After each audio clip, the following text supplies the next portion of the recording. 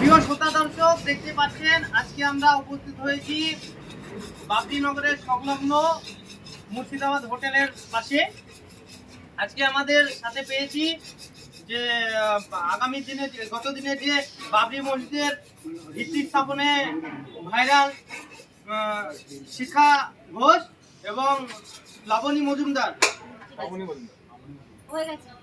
তা আজকে আমরা পেয়েছি, যেহেতু আমরা যে একটা বার্তা দিই সকলের মাঝে যে আমরা হিন্দু মুসলমান সকলে একত্রিতভাবে আমরা পশ্চিমবাংলার মানুষ, যে আমাদের মধ্যে কোনো জাতি ভেদাভেদ নাই। সেই আপনারা দেখতে পাচ্ছেন এই যে আমাদের পাশে দাঁড়িয়ে আছে দুজন আমাদের দিদি, তিনাদের আমরা বক্তব্য শুনে নেব। তিনারা কি বলতে চাইছেন, যে এখানে এসে তিনারা কত খুশি যে আমাদের মধ্যে যে একটা মিল হিন্দু মুসলমান উভয়ের, সেই যে মিল, সেই মিলের সম্পর্ক নিয়ে কিছু দিদিকে বলার জন্য অনুরোধ করব। বলুন। একত্রিত হয়ে চলাটাই আমাদের ভারতবর্ষের ঐতিহ্য এবং শ্রেয়। আর কিছু বলার নেই। দিদি আপনি কিছু বলুন।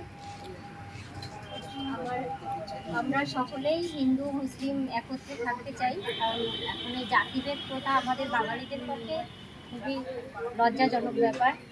এই স্বাধীনতার ৭৮ বছর পূর্ণ হওয়াতেও আমরা যদি এখন বাঙালি হিসাবে জাতিভেদ নিয়ে চলি, তাহলে আমাদের বাঙালি পশ্চিম বাংলার উন্নতি আর হবে না।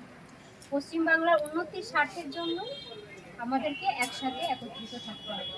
আজকে যে আপনারা এখানে এসেছেন, আপনাদের আসার উদ্দেশ্য কি এবং আপনাদের এখানে এসে কিরকম লাগছে? ভালো লাগছে, কারণ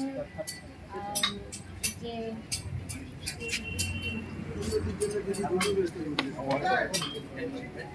আজকে এখানে আপনাদের এসে কিরকম লাগছে ওটা বলতে, কতটা খুশি না আপনাদের কিরকম লাগছে? ভালো লাগছে। যাই হোক শ্রোতা দর্শক, আপনারা শুনতে পেলেন যে আমাদের দুজন দিদি আছেন, যিনারা নন মুসলিম।